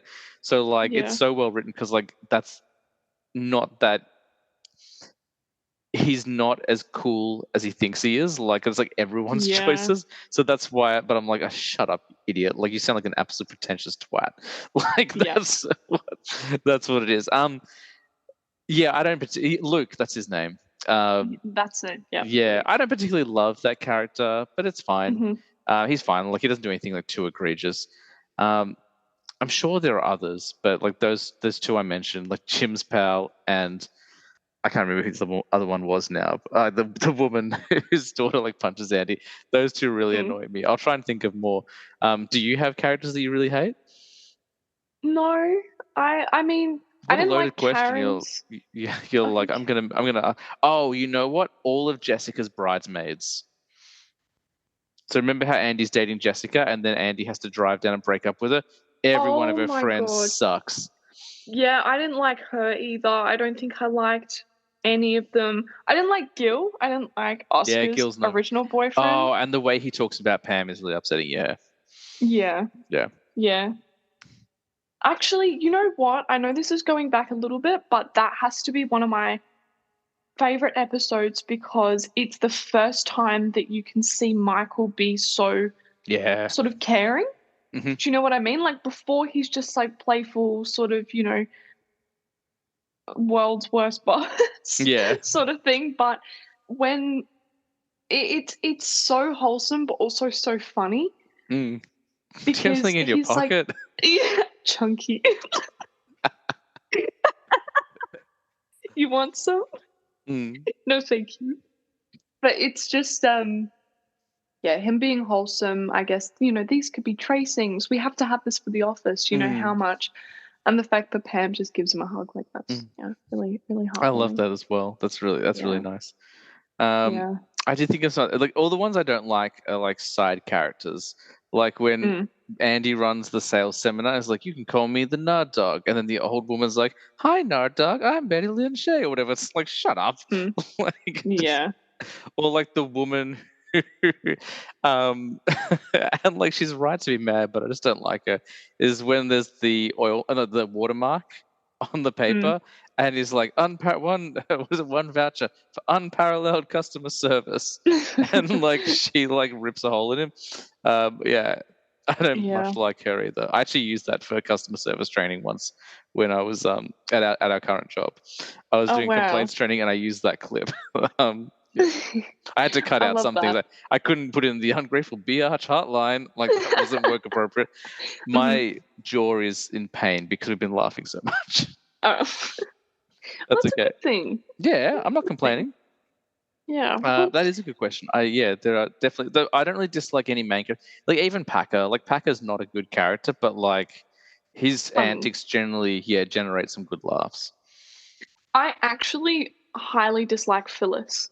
I was thinking about main characters. I think she's a bully. I don't like Yeah. her. I really don't like her. And you know what? Actually, something I wanted to say. I don't know. This really still gets me. I don't know whether this is an extended version of an episode Mm. or whether it's deleted scenes or what it is, but I've only ever seen it once and I can't seem to find it, or like on Stan or on Mm. Amazon Prime or on the discs that I have as well, Mm. which is so odd to me because I don't know where I'd seen it. The uh Robert Lipton, Senator Lipton, is that his name, Robert? Yeah. Yep. Yeah. His little fundraiser for dogs. Do you remember the scene where Pam, Jim, Phyllis, I can't remember who was at the table, probably Bob Vance, Advanced refrigeration. um, were Say the full title. sitting at the table, and she is trying to take the flowers home in the middle, and her and Pam are arguing over it. I don't think I've seen that. As well as there's another part there in this same episode that I have never seen again, and it is Meredith and Phyllis talking and going, "Oh, who's he? He looks, good looking." And it's someone from behind, and he turns around and it's fucking Gabe. And then Gabe starts flirting with them. What? I I don't have know this. never seen this. I've Is seen this a it once, dream and you I've had? never. I honestly, I wouldn't be surprised. I don't remember No. either of those. That's interesting. Um, Talking about episodes that I have trouble with, that fundraiser one where Andy starts singing about the rock opera he's written about him and Aaron can leave this Mm, planet forever. That sucks. mhm. uh, Mhm. oh, Yeah. that's no good. Um, Yeah. I agree with you about Phyllis because Phyllis does some. Yeah, Phyllis has some lines. Like I think she has some really funny lines, but then there's some things like when Jim and Pam start dating, she's like, "I couldn't see your hands," and Jim's just like, "They're here," like they're here. Or like Yeah. when she attacks Pam after the microscope paper company gets reabsorbed. Um, Close your mouth, sweetie. You you look look like a like a trout. trout. Uh, I will say one of the best Michael Scott scenes of all time is him negotiating, like Mm, with David Wallace and Charles Miner. definitely. I don't like Charles Mm, Miner. He's there you go. There's a bigger character that I can't stand. Like I just think he's horrible. Even after like especially at like the company picnic where mm. he's like it must be nice to get a break from all that break or whatever it is. I'm like Yeah, to Jim. I didn't like the way he was to Jim. I thought it was funny, and I feel like it was needed though. Yeah, 100%. Like Jim has kind of been the hero, and like he gets away with a lot of stuff. So it did need to be like you did need a good antagonist for him. But then even later stuff like I just didn't like Charles Minor. I didn't like the way Charles Minor was to Michael either. Like again, I know you needed that antagonist so you could create the Michael Scott paper company. But I was just like, oh my god, like this guy's got no sense of humor whatsoever. Like he's so unlikable, more unlikable than Michael Scott. Yeah. I completely agree. I feel like he wasn't really meant to be loved though. Yeah, of course. And I mean, I look, don't know. I know that's the design, but I was just like, this guy. Like, Yeah. I love I those get you. episodes because we get the Michael Scott Paper Company. But every Charles sounds like my favorite Charles. Like, okay, there's so many ideas in my head right now because I have so many mixed emotions. Like the whole Kelly and Angela chasing Charles, amazing, so funny. Like, is that his scarf? Yeah, no. She's so nice. She's turning 50 this year. What can you hear? Yes, Charles, you wanted me. All of that is sort of. It's not the worst idea she's ever had. But then, like, even when they're playing soccer and like Jim's trying not to get involved, he's like, I just need to get my mouth shut. But like everyone's on him, so he's like a more of a player. And then it is Charles's fault that Phyllis gets hit with the ball, but everyone blames Jim. Like, yeah, I didn't like that either. I can completely agree with that. That was a good question. That definitely spawned a lot of conversation. Do you have a favorite prank? Obviously, there's quite a few pranks. Jim is known for being pranky. He gets extra pranky when he's drunk. A line I don't like, but I do like that. I'm not too sure. Maybe two pranks that I enjoyed. Okay, I really do enjoy these. I liked the red wire. Yeah, that's good. I really enjoyed that. I also really enjoyed how the pranks took a bit of a turn with the meatballs. You've been meatballed. That's so funny. That's a really good one. Yeah, he has a very specific style of humor. Yeah, it's kind of weird. 52 meatballs.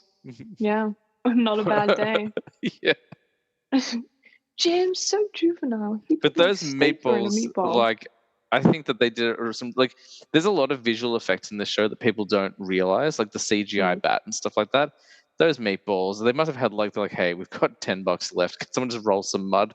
Like those meatballs do not look like meatballs. But yeah, they kind of looked like very dry, overcooked IKEA meatballs. That is very specific, and I know exactly what you're talking about. Yeah. How about you? Favorite prank? I really like all of Jim's pranks for Dwight's wedding. Like I know that like that's a cheesy answer, but I really like that. I really like the one where they make Dwight go wait for a helicopter on the roof, and then he has to destroy his phone. Yep. That's probably a couple of my favorite ones. I like the one where he's got the chair down his pants, and like Jim just like, it's not even really a prank. It's just Jim pushing him over. Yep. Yeah. Oh, and it's because like they're not even pranks. Like some of them just like tricks people play on. But like when Michael's doing like all the fake elevator and the fake stairs, and Pam's like, "Can you get coffee from the warehouse?" And like just spilling coffee all over himself.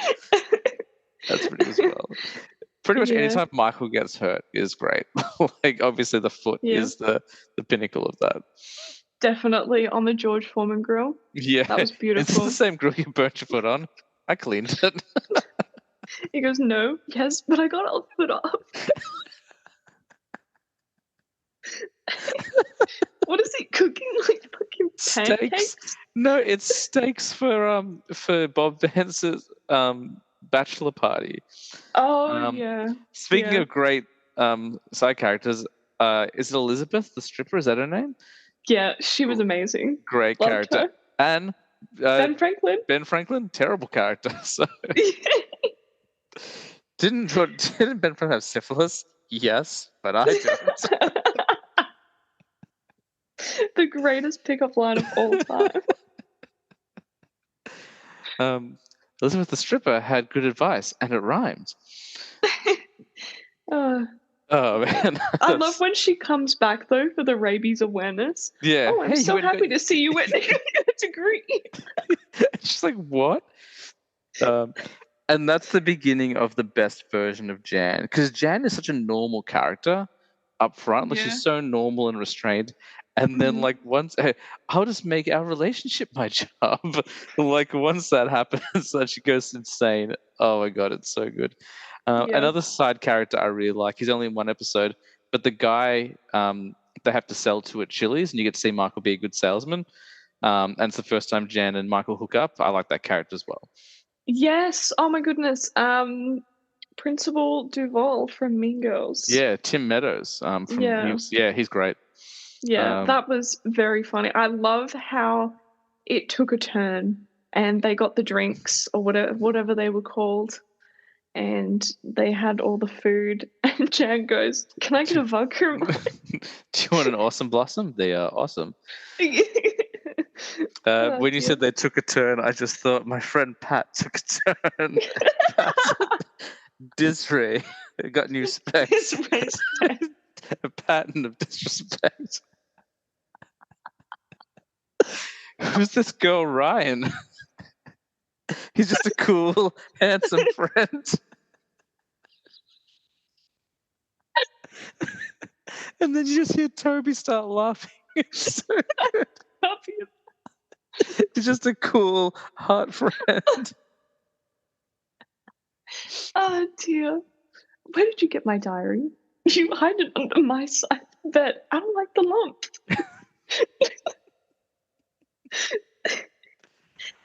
That such a good episode.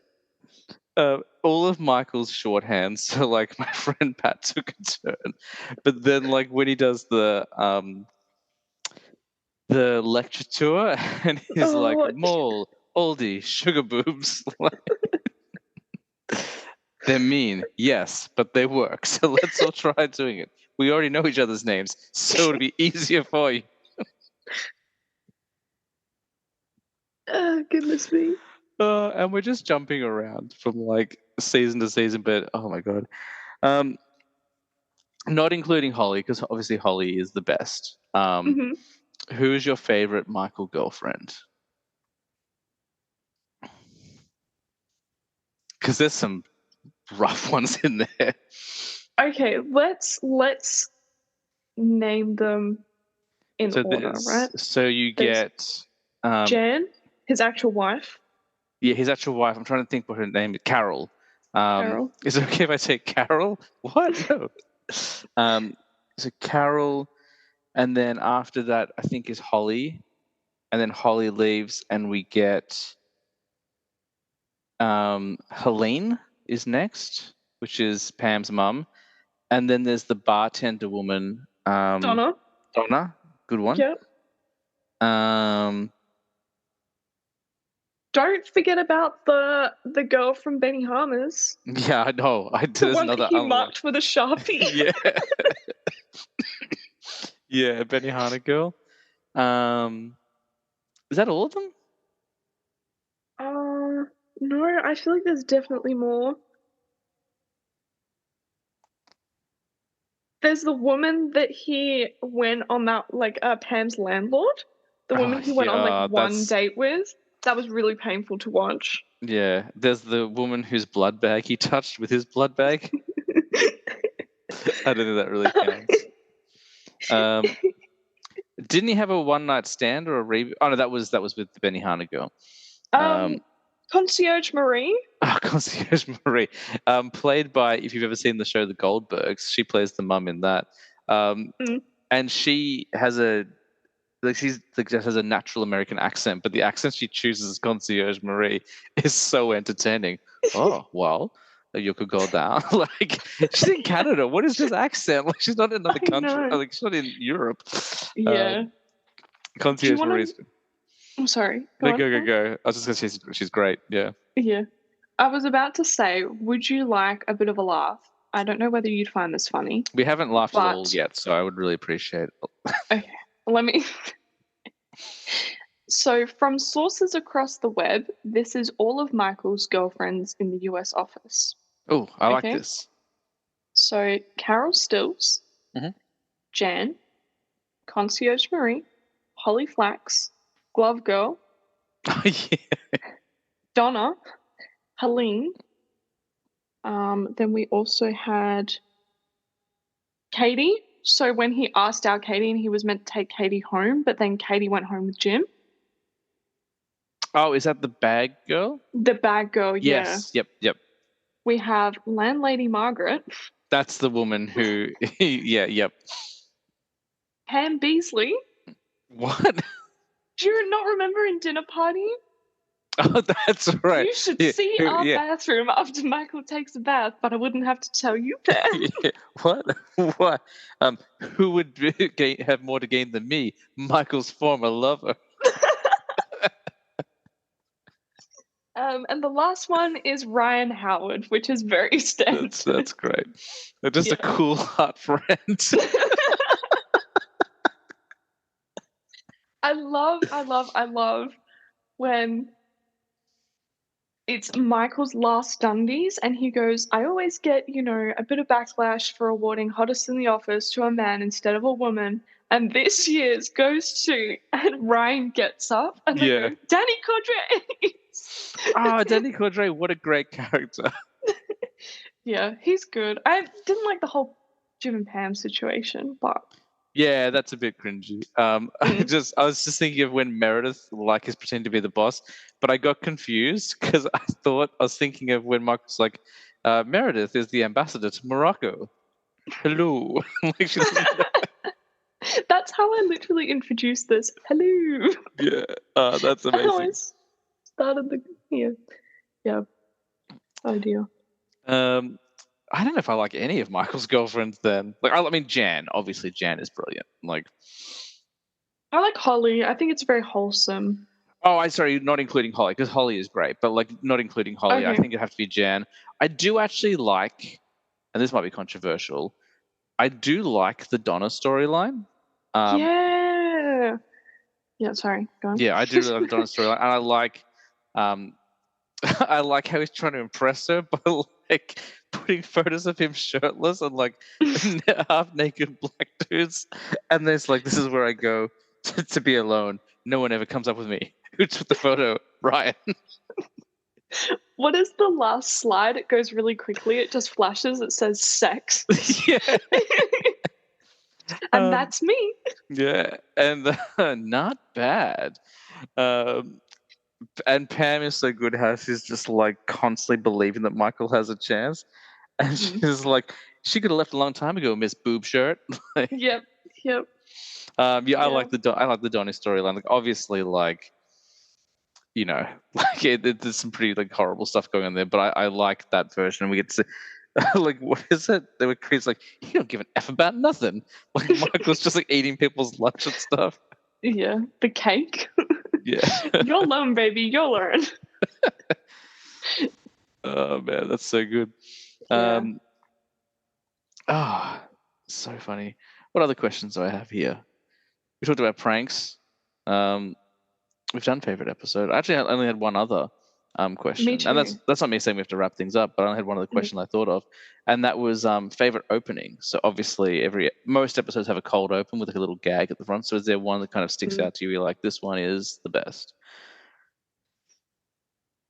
I definitely feel like there is. Can I name it off the top of my head? Absolutely not. I feel like the obvious one is the chili. That one's so good. Yes. The chili one's definitely good. I think I really enjoyed the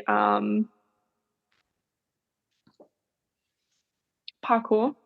Yes, that's a good one. As well as I did really enjoy the what is this? Merry Christmas, Twine. But don't open it until Christmas. Yeah, I'll open it. I've got a black belt and unwrapping presents. It's going to take a little bit longer than that. That one's really good. I did enjoy that. I really like the KGB joke. Yes. That one's good. Yeah, there's some solid ones. I'm sorry, like we just laughed nonstop, like in that last little tangent, and my face is in pain. And it's my fault because I keep saying a cool hot friend. It's got me again. It is so good though. It is Just so a cool good. hot friend. He's just like Michael's just so innocent. Like just yeah. There's some good openings. You had another question, you said? Okay, we just took a quick little break, and you'll never know why, because that will be erased from the episode. Oh my God. I feel like the first time you came on the show, it was very chaotic, because you were like, so my number 5 is 6 movies. And I know I harp on about it a lot, but that was like the introduction of the chaos that is you on this podcast. The second episode you came on, you were like, we didn't explain how it was going to work, so you just did your top 5 all in a row. And I was like, oh, we're meant to go back and forth. And today we've been like, this is no structure. We're just going to quote the show at each other for an hour and a half, which is... I feel like it's a running thing. Every time I come on, I just completely interrupt any plans that you had, any way that you do the show. That's the most fun. And that's not me saying like, oh, and every other episode sucks because it's structured. Like, no, I love the structure of the show, but I love it when we mix it up. And I know when you come on the podcast, like things are going to go crazy and I'm going to laugh a lot. So no complaints here. Yeah.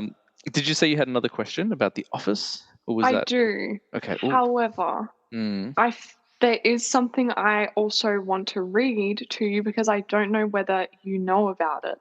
Oh, so it's a little cool fact. It's probably the coolest thing about The Office that I've ever seen. I just found it really fascinating. Maybe I'm just a little bit of a nerd. But if you want to ask your question first. Oh, I have completed my questions. I went through all of them. Oh, okay. Sounds good. You may have the floor. Okay, all right. So this is a little bit long, so I don't have to go through all of them. But I saw an Instagram post again where I saw 25 little things fans completely missed in The Office. Oh, I like this. And my question was going to be, have you ever noticed anything in The Office? Have you ever read about something about The Office that is like sort of like a hidden part of The Office that you really enjoyed and you thought that's really cool? Or, oh, I've just noticed that. Okay, so off the top of my head, I can't think of a lot, but I'm sure as you read through them, I'm like, oh yeah, that one. Like for example, the reason Homer Simpson is in the office building is because the creator of The Office worked on The Simpsons. Like so that's why Homer Simpson is The Office. So that's one thing there. There's one I've never seen it confirmed. I've never heard anyone else talk about it, but I think this is an Easter egg. And if I'm wrong, that's totally fine. But there's a line very early on. I don't remember what season it is. It must be when they think Scranton is closing down. And Andy's talking to Stanley. He goes, I'm going to miss you, Stanley. You're like a kind old Uncle Remus. So he says that. And then 4 seasons later, it's revealed that Andy's family owned slaves. Now, those two seem disconnected, those two pieces of information. But there is a Disney movie that is banned. You can no longer get it anywhere called Song of the South. And it was banned because it was very racist. Like there's blackface in it. And the main character, the African-American character who works on the plantation, is named Uncle Remus. Interesting. So I've never heard it confirmed. I've never read it anywhere. But I was like, surely, like that can't be coincidence. Like that's... Like it's so specific. His family were slave owners, and he called Stanley uncle. Like if it's not, what an amazing accident. Like, but I feel like that's a really like deep cut reference to like that Disney film. Side note, another favorite side character of mine, Nate. Wonderful, like one of the best characters. Yeah. I really enjoy that. I really enjoy him. He's great. So I'm actually hard of hearing. You know, I can only hear background noises. Oh, wow. Daryl, these gloves. So that's one free tickle monster anytime. Stick them. I will bring it to you any day and night. What's the thing he says? Nate, your brother's dying. When Dwight goes, Nate, your mother's dying, he just goes like this. And then he gets sits on the floor. I'm like, this poor man. Oh, isn't he the one as well? Dwight goes, that's my new maintenance worker, Nate. How's he going to tackle this wasp's nest? Yeah, he's got a baseball bat. Yeah, I do enjoy him as well. But that is actually really cool about, the whole Stanley Disney movie, the Andy. That's really cool. I wonder if that is true. I really wonder if that I is true. don't know. I because it wasn't until like a few years ago I was looking up Song of the South because I've never seen it, and like I'm not being like I need to see it, but it was just like, oh, it's like it was banned and like Disney refused to release it, and that's pretty unusual. They would refuse to release it at all. So I did a bit of reading, and then I found out the main character was called Uncle Remus. So I'm like, oh my god, like that feels deliberate. Yeah. So that's the biggest one I can think of. I've never heard anyone talk about it, so it could just be a wild theory, but that's my theory. Interesting. Okay, well, I think I have a favorite, and I will point it out when I come to it, but I can go through them quite quickly. So the first sort of little thing that fans completely missed in The Office, so the Finer Things Club teapot was actually the teapot that Jim gave to Pam. Oh, interesting. Yeah. I just thought of like when Michael comes and goes, this is why. What the hell are you wearing? It's a bow tie, Michael.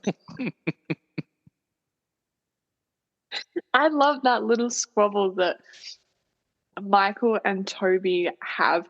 I actually heard this somewhere, and I don't know whether this is true either, but I heard that Toby actually wasn't meant to be a character that Michael hated, but he did something, I'm unsure of his actual name, but he did something that Steve Carell didn't like while they were shooting. Therefore he was like, nah, I don't like this guy. Yeah, that's I can't remember what exactly was, but like there's something in there, and Steve Carell was like, I think he needs to be my enemy, and then just like, that's true. Yeah, from what I understand. I didn't realize that the teapot was from the Finer Things Club teapot was that, but that makes total sense. Yeah. Have you read the one about how like, and like Jenna Fisher and Angela Kinsey were like, no, it's just a happy accident. There's a scene in an early season where a boom mic drops into frame over Pam, and people are like, is that Brian from season 9? And they're like, no, like just the guy came, the boom mic dropped it. Like that's all it was. Yeah. Okay, I haven't heard of that. That's interesting, but that would be very like cute foreshadowing, I guess. I mean, it's a cute like this guy's trying to steal Pam from. Yeah, but then again, Kathy as well. So I don't endorse her actions. I just think like some of her lines are funny, and like I think she gets too much hate. It's like it's a character. These comedy guys, like chill. Like yeah, I get you. I also know that when they were filming the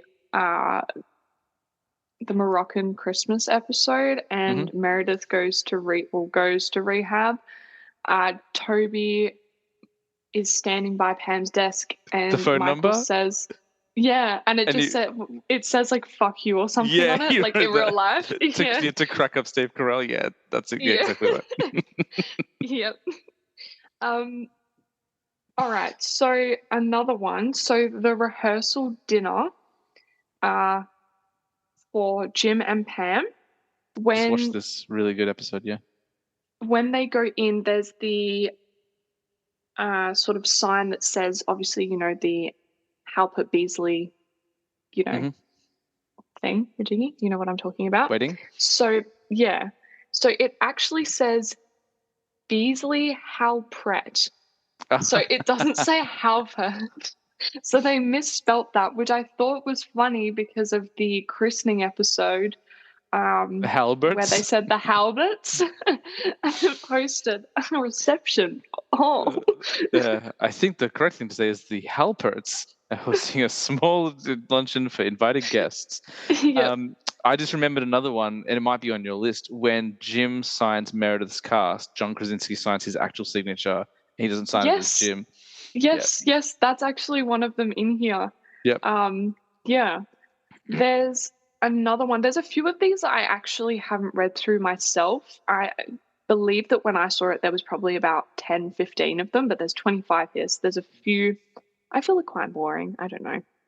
I Yeah, like them. this one is called Palm Trees in Pennsylvania. So Yes, I know one this of the one. Yeah. things, yeah, in the office you might have missed involves filming locations. Most of the show was filmed in the Chandler Valley Center studios in, I'm not even going to pronounce that. More specifically on Satakoy Street, which It's was all in used California. as the name. It's all in California. Yeah. Yeah, yeah. So there's that one. There's also the diploma fake out. So in many of the early episodes where Michael Scott is interviewed in his office, you can see a framed document hanging on the wall to the left. At first glance, this appears to be a diploma, but it's not. It's actually a certificate of authenticity for a watch. The document reads, "This certifies that Michael Scott is the proud owner of a quality Seiko timepiece." I did know this because there's the Jenna Fisher and Angela Kinsey host a podcast called Office Ladies. Mhm. I Yes. used to listen to it pretty regularly. I haven't listened to it in probably a couple of years now. Um, Hmm. just because like I liked all the background stories, but there were a lot of like there's like a lot of fluff in it as well. It's like I don't know, I just want to hear the stories. But yeah, I remember them talking about that once. I did know about it, but it was only because of the podcast that I knew about. If not, I wouldn't have noticed that. Yeah, that's a good one too. Yeah. Yeah. It quite interesting. Like it's not one of the sort of fun ones that I'd be like, oh, that's fun, like a Mm. little Easter egg. It's sort of like, okay, that's interesting. Is one of your facts or things that people haven't noticed about the conference room table? About how No. like the conference room will sometimes have a table in it, but then other times it doesn't, but it's never explained Mhm. where the table goes. Yeah, that is true. I actually, can I be completely honest? I regularly wonder that. Yeah, because they'll go in they'll go in and like they'll have chairs there for a meeting, but then other times there'll be tables. It's like, where do these tables come from? Um, and Very there's true. another one, and this I heard about the podcast as well, is that I think it's Jenna Fisher's, um, all of Jenna Fisher's kind of I can't remember on the flies. So when they did the little interview to the camera just by themselves in the conference room, Hmm. all of her interviews in the first 3 seasons are with the window to the office behind her, and it's like the idea is to suggest she has no future Hmm. until like she speaks to Jim, and then her interviews in front of the window showing the outside, and it's like, oh, now she has a future. Um, yeah, Interesting. That's so cute. I love yeah. that. That's nice. I think it's Jenna Fisher's one. Yeah. I Yeah. can't remember when it happens, but it's either after Jim asks her out or like because when Jim does ask her out, she is still in front of the office window, and you can see that. So I think it's after Yeah. he asks her out, like the idea of the future with Jim provides her with possibilities and stuff like that. So that's a cool little detail. Interesting. I do like that. That's Mm. nice. Yeah. Another one that I heard of and actually just come up was the Michael Scott Loves TV. So after the dinner party episode where Jan throws the Dundee at the plasma screen TV, the small one, Yep. you see Jenna Fisher, so Pam, in Michael's house for the Michael Scott Paper Company.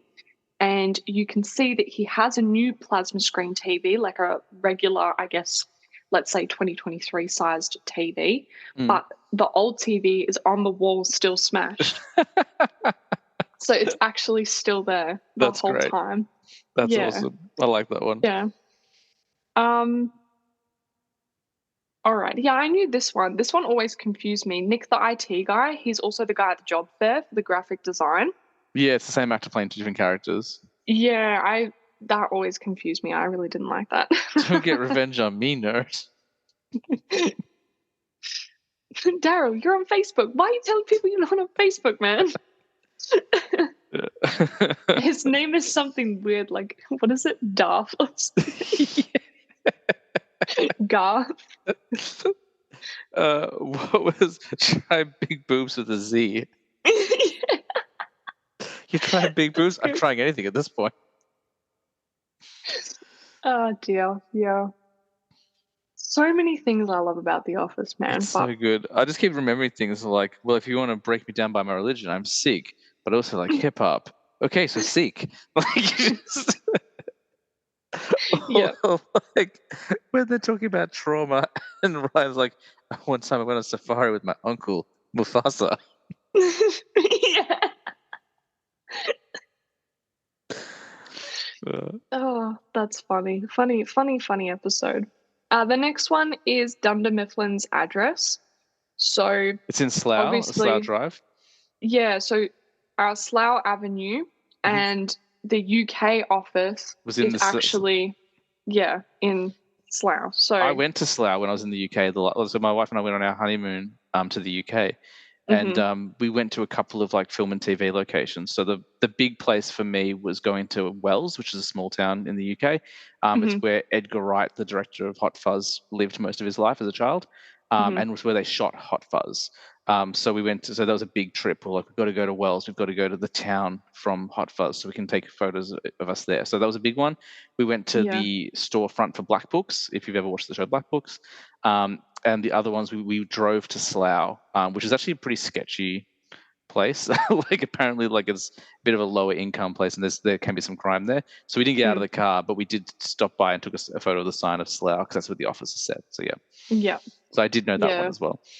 It's nice that they have little connections there, just like Mm. when Ricky Gervais was actually in the US office and said got any jobs going. And I was like, please. Or when he's interviewing I just for the remembered. manager's position. I just remembered. I'm working on a British character, Reginald Poofter. Yep. I love when he's auditioning for the manager's position. No, Mm. it's a video interview. Yeah. He's like, well, I can't remember what he says. I wish I could recite it off by heart. Yeah, he's like, you're looking Now for you're looking for a man. a leader of men. Here, when do I begin? Yep, that's exactly right. Favorite thing, man. Oh, Oh so dear. good. Yeah. I, the next one, like you said, was the signature on Meredith's Yeah. cast. I always thought that was very cool. That was probably one of my favorite ones.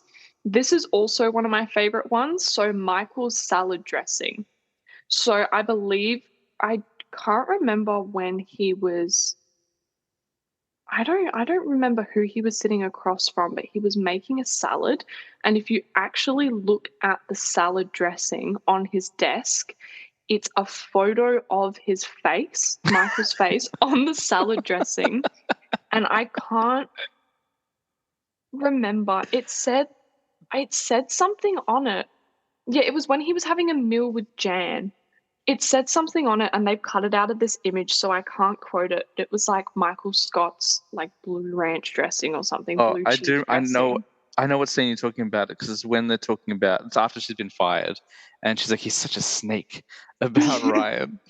Yeah. I didn't pick up on that. I did. Obviously, I'm very aware of um, Ryan using Phyllis and Oscar as images for his salsa and his pesto. Yeah. You just made me think of when you said the salad dressing. I don't know if you saw. I just started laughing. I had to like try and keep it under wraps. Mm. When Michael's in the break room and like you're eating ice cream because we don't have any ice cream. It's mayonnaise and black olives. And then keeps going back for more. You know, I don't know why this makes me think of this as well. Do you remember when he's really peeved off? I can't remember why, but he's in the break room and he goes, why have I been separating the trash into whites and colors? 6 years of my life. Yeah, it's not rubbish and recycle. It's whites and colors. Michael, we don't recycle. Why was he doing that moment? Like washing. Oh my god, Yeah. that's so good. Oh my Oh, goodness. Um, yeah, okay. This has to be my favorite one. So there is a document. Again, I can't quote what episode it's from, how they got it, but there is, you know, where reception is, there's that pillar in between, just above the copier, and there's those mhm. sort of images. So it's not the pillar directly above the copier, it's the one to the side closest to reception. There is an article, so it's a newspaper article that they've stuck up on the wall. And in the photo, I know people who are listening won't be able to see this, but it's actually a photo of Dwight and Michael saying 80s party a success. And if you read the side of the article, I'll have to again have a look at it because I thought it was quite funny. Yeah, let me have a look here. The Office article.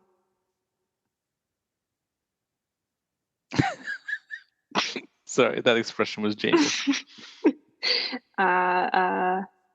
Michael and Dwight hidden.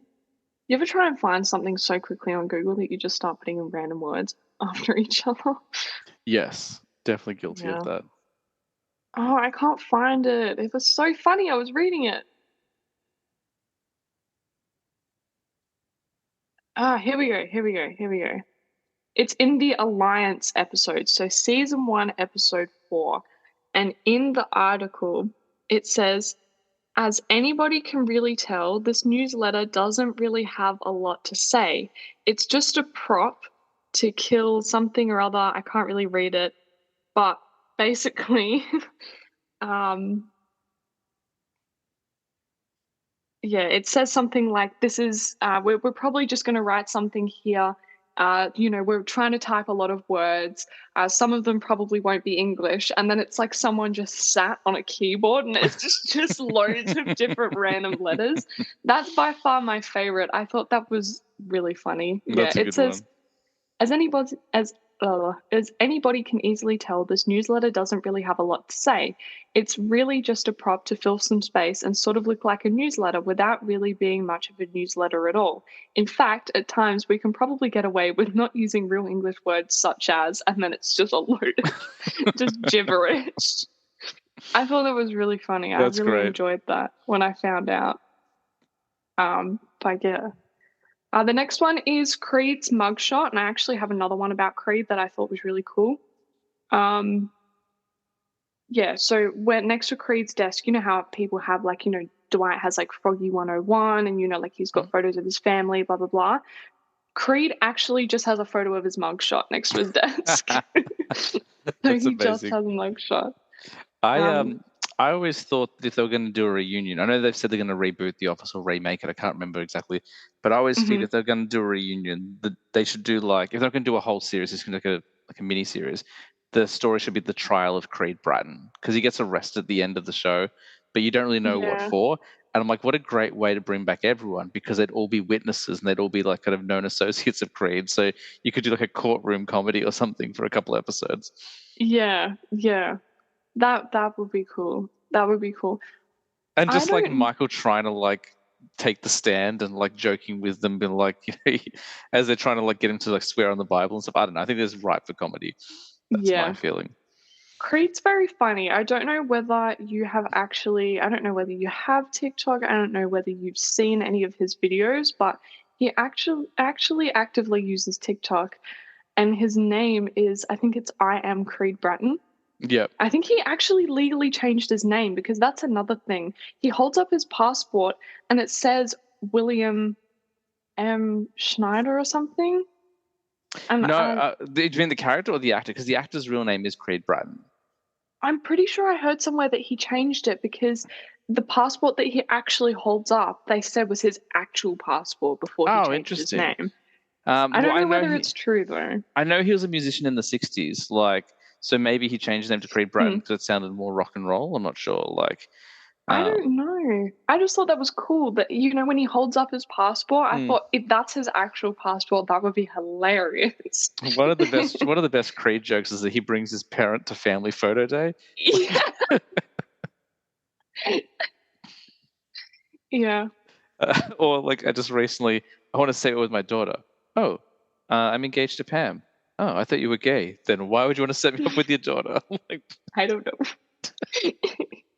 We should go down the quarry and throw rocks sometime. Yeah. Oh dear. Good. Funny. Do you have any He's more fun such a facts? Oh, sorry, go on. I didn't Oh, mean to sorry. I interrupt. was just gonna say he's such a funny sort of I was gonna say a funny sort of character, but he is a character, so I don't know why I Mm. was saying that. I just enjoy him in The Office. So good. Bo Buddy. Bo Buddy. When he, We need a new manager. yeah. Well, like, keep it running. That's something that my wife and I always joke about. We'll just throw our keys. Mhm. Keep it running. There's no one there. Yeah. Yeah. Yeah. Another one. So Stanley on the New Year's resolutions poster board, you can see that I think it I know this says one. Stanley says, "Be a better husband and boyfriend." Yeah, that's right. Yeah. Yeah, I thought that was funny as well. Mm. Um, yeah, there's ones about the koi pond. There's other ones I think the that are koi here. pond is where we realized we both liked The Office. Because I don't know if you Hmm. remember this, but when we first started working together, you said something about like the fish tank in your house. And I was like, you better not trip and fall into the koi pond. And you were like, it is a koi pond. Yeah, it literally is. It literally is a And koi I was like, pond. and then like we realized, but you were like, but did you just trip in The Office? I'm like, yes. And I think that's how it all started. Yeah. Um, Yeah, actually, you know what? Side note, the koi pond. Actually, I tell this story on here? This is completely off topic. it's up to Is that you. I guess, okay? yeah, as long as you're okay, like comfortable telling the story. Like if you're like, and someone died in it, and there's an ongoing investigation. Like you might not feel comfortable sharing that story, but no, you can talk about it.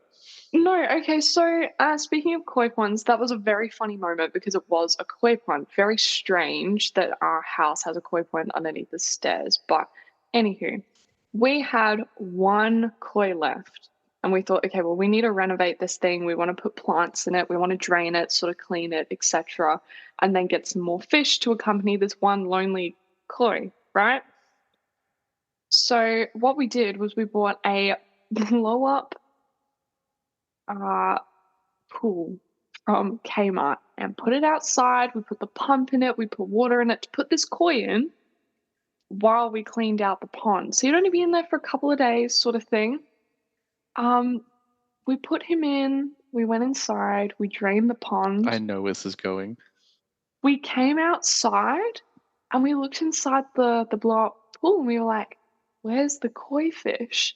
It had jumped out I knew you were going and to say that. killed itself, and it was underneath one of our sunbeds. And we were like, what was the point in all of that for it to jump I out knew you were going to say and that. It was like die? freedom.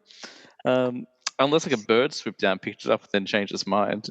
It was just like you're done. That would be horrible if that was actually the case. But yeah, That is yeah. haunting. It's a haunting story of fish suicide. The Sushi side. there's I'll only say a few more because I don't want them to go on forever. There's Okay, lots of different ones. So Davis, Davis. David Wallace.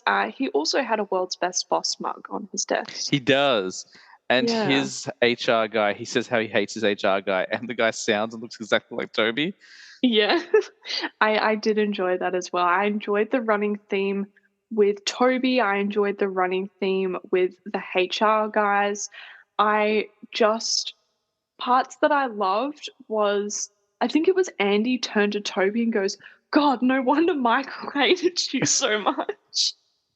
And then the other part when they're at the company picnic and it's the two HR guys Yeah. and they're going, this Yeah. reminds me a lot of last year. That was hilarious. It's just so monotone and boring.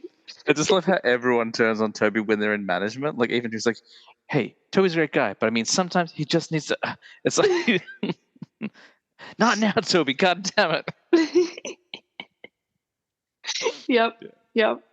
The next one is Oscar loves his wine a bit too much. So in the Robert California party, when he's getting rid of his house, if you look at the bottom of Oscar's bottle, it actually has it's a prop. and it has his name taped to the bottom of it, so they didn't remove it. Yeah. That Yeah. actually, one of my favorite Toby lines ever is in that episode when he's like, "Toby, did you detect the notes? Notes? It's a symphony." Yeah. And it's like, what am I doing? I'm way over my head here. You should join my wine tasting club. Um, that's one of my favorite Toby lines ever. It's so good. yeah.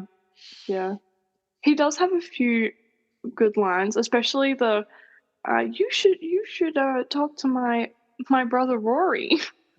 What's it, Rory Flanderson? And he Yeah, says something. He goes, "Does he like jams, preserves, or something?" yeah, Well, actually, no, he hates preserves. yeah. Like, hold on, don't come on too strong. Yeah, lots of little things like that. Mm. Um, there's two. I don't know. There's so many of them, and I hate this that there's so many of them. That I wanted to talk about. So the return of the creepy clowns. Obviously, that clown photo that's on Jim and Pam's house. They Yeah, the get it off. load-bearing one. Yeah. Yeah, they do get it off, and it's actually at the auction that they have. So the not the auction, the sale Oh when yeah. they Yes. sell their things. So that's there. So this one was cool, and I thought you might find this cool as well. So Bob Vance, annoying or genius?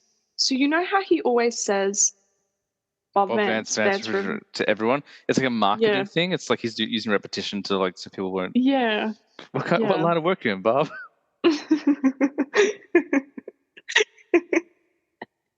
And even like at their wedding, do you Phyllis Labin and Bob Vance advanced refrigeration? Yeah.